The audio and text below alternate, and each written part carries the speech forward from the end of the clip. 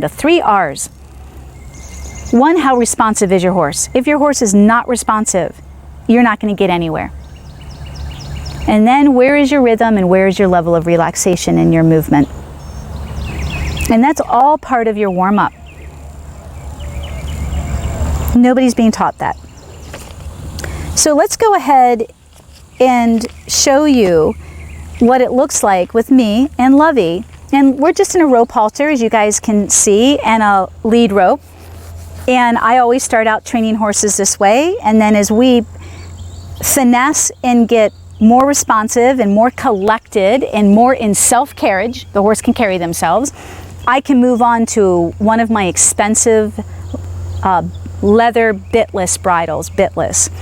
But the leather is just thicker, and if you have a horse that's learning, they're oppositional by nature, so they're going to push through contact. It's natural for horses, instinctive, to push into pressure.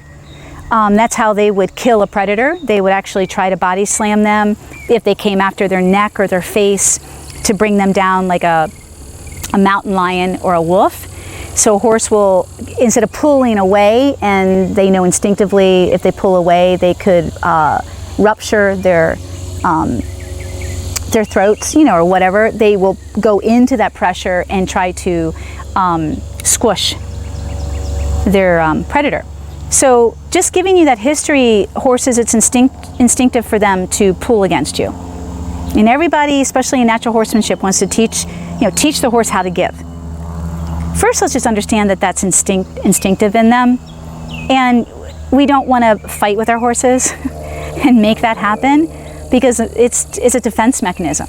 And some have a stronger defense mechanism than others. So just bringing that awareness to it, when we use these rope halters, they're very light and very soft and very thin. So it's easier for the thinness. It's like pushing against your hand with one finger. If I push with one finger, I'm going to feel all that direct pressure. It's going to be stronger with one finger. If I spread it out amongst 3 fingers, it won't be as strong. So the one finger represents the thin, light rope halters, best for training and teaching. And then the 3 fingers becomes your nice, thick, soft leather. We graduate to the leather. And it's just a leather noseband, you guys, with lateral. Sometimes we have like the vaquero or the hackamore where it's more vertical underneath of them. But it's all pressure on the nose or the poll, just like this is right now. This would be more like a hackamore when you're teaching your horse. And of course, in my online training courses, we teach the horse how to give and be comfortable on the ground first before we ride.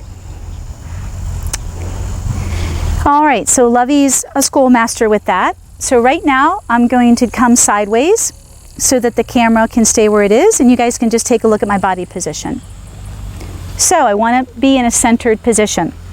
Right now, my bareback pad is up high enough on her withers so that this leather is in front of my pubic area, meaning I don't want to be sitting up on top of the leather, because the way these pads are made, if you can see how it rolls down on her wither, and it tilts me back on my balance.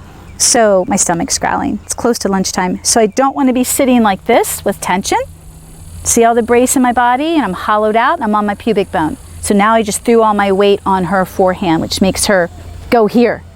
I always want to be back. The Baroque style, the classical dressage style, even the reiners, we're all back here, behind the horse's center of gravity. This is their heaviest point of weight, is right here where this leather piece is or your girth is. So when you're thinking about the saddle position or the bareback or where you should sit, you should always be behind that center of gravity. Saddle should never be up here. You should never be riding on the shoulders, ever. You want to be behind, because you want more horse in front of you. So now that I know I'm tilted back, and I can feel that I'm sitting back on the bottom of my pockets more, and I can feel my left and right seat bone, not my pubic bone, and my back pockets a little bit. And it's comfortable. And I can push my belly in. That's comfortable. Now I'm going to want to kind of roll my leg, stretch my leg out a little. I don't want to ride like this because there's tension. And now I'm back too far. So I'm going to be constantly fighting to get my balance this way. So I'm just gonna, I'm gonna roll my shoulders back on my body. I'm gonna roll my legs back, and Lovey's gotta get square again. I want a long leg. So if I look at my heel, I should see a line, a straight line from my heel to my hip to my elbow, straight up. So there should be a straight line from my shoulder to my elbow, which is at my hip, down to my heel. And my leg, when you're bareback, your leg's gonna move. Don't worry about it. Just make sure you're stretching enough that you can pull your leg back and you're not tight. So this is your correct body position, not to mention where's your breathing, do you have any tension, are you hurting anywhere? And then of course, you want your arms by your sides. You do not want to be riding here and locked up. There's tension. You don't want anything pulling you forward. So if I put my arms just at this angle, which a lot of semi-pros teach, I have tension in the middle of my back now because I'm trying to keep myself back on my balance point. So that's how you diagnose this. That's your checklist. Wow. First you gotta feel what it feels like to be on your balance point and riding correctly. That's where we gotta start. Now, if your instructor's telling you your arms need to be here, do you feel tension in your body? Pain? I do. And I'm tightening my stomach now to keep myself back on my balance point. Now, relax, drop your hands, take a deep breath, and bring your elbows, bend at a 90-degree angle, and you want your hand right over your horse's wither, right in front of your pommel or your horn. And just feel what it feels like to just bend your arm. It actually rocks you back on your balance point, and it relaxes your top of your body, your upper body. So this is upper body in correct hand. Well, we're getting there, correct arm and hand position. So now when you go to grab the rein, and I'm not going to get into the details of all of this, and you're looking to establish contact, tension with your horse so they can feel you, this is part of your rein length, you're basically going to slide your hands down, and now you want the tops of your thumbs facing the sky, and I want all 4 fingers around those reins because I want to ride as light as my pinky and my ring finger. I don't want to be riding like this and pulling on my horse or pulling on my horse or tight. Look how tight my fingers are.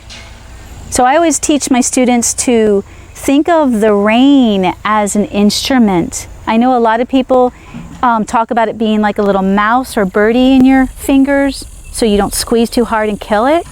I was taught that in the very beginning. For me, it's more about being an instrument, like the guitar or a string instrument specifically, because you want to be stroking the cord. You are communicating with this horse. And how do you teach responsiveness in your horse to contact? How do you teach better feel and timing in you as a rider when you're communicating what you want? So I'm going to refer to the reins as an instrument, a harp, a guitar, a violin, anything that's string. And how do of course, I have a whole program on how to teach your horse to become responsive and not defensive with contact. But once I have appropriate contact, meaning I don't change the angle or position of my arms, you guys, so I will have to shorten again because I'm asking her to step back. Now, I have correct body position, correct hand position, and watch my fingers. I don't know if the camera needs to zoom in or if it's fine. I am going to slowly squeeze. Make sure you can get Lovey's face in this. Right now, Lovey is asleep and relaxed. I want her on the bit, on the vertical, because I can feel tension underneath my seat in her spine or her top line. I need her to relax her shoulders and relax at the pole. So watch what I do with my hands with this level of contact, which is pretty strong. Not too strong because she's sleeping. I'm going to wake her up, couple clucks. Now I'm going to gently squeeze my fingers. I don't want to back up. Maybe a little seesaw. Do you see how she's dropping at the pole? And right now I could feel her wither area open up underneath of me. Her top line gets soft and open. So only time I'm going to do a seesaw is in a bitless bridle. I will never do that with a bit. Bits are horrible. There's a whole conversation and research on that. So I need her to wake up. Thank you, love. Now I'm going to shorten the reins again. And see how I'm not pulling? I'm not pulling on her. I'm shortening and getting stronger. But I also have to realize that she's sleeping and she's that relaxed. So again, I want to be light. Little seesaw, shorten a little bit more, and look at that. Now, I can take that, keep her open into my backup. And where's my focus? Forward. And I'm sitting back. Come on, wake up. So I'm not pulling, am I, people? No. And she's tired, she's sleeping, but I want you to get the idea of using less to get more, but you need to create all of this in your horse first. You can't just start pulling on them or they're going to pull right back. And then you're going to need a bit and a sharper bit and spurs and more pressure and more force. Get this mindset created. Create the level of responsiveness and connection and communication. And this is going to be so easy. So we're now ready. Watch my focus. I'm going to look at letter A down there, or I'm going to look at letter K. And we're going to push our pelvis forward, and we're going to letter K. We're going to start our warm-up, which is nice and relaxed and long and lengthened. If I need to, I'll shorten my reins if I need to give her a little bit of contact, but she should steer very well with my eyes and my seat, which is straight and forward. And I'm not looking anywhere but straight and forward, and now I'm looking. I'm not leaning, I just looked. And I have light contact. I can just wrap my fingers around those reins if I need to. And I have a nice relaxed walk. My horse is very well trained for this. But this is how we begin. I don't want my horse agitated, flighty, worried, assuming, anxious. If she is, we will have to fix that because it will affect my ride. And then we're going to halt. Thank you. That's it. There's my checklist for you guys. If you want to learn more, check out all my advertising and promotion for my online training courses. I have over 500 step-by-step instructional videos. How I start, how I train horses and train you to train your horse and ride like this. Thank you, and may you always be one with your horse.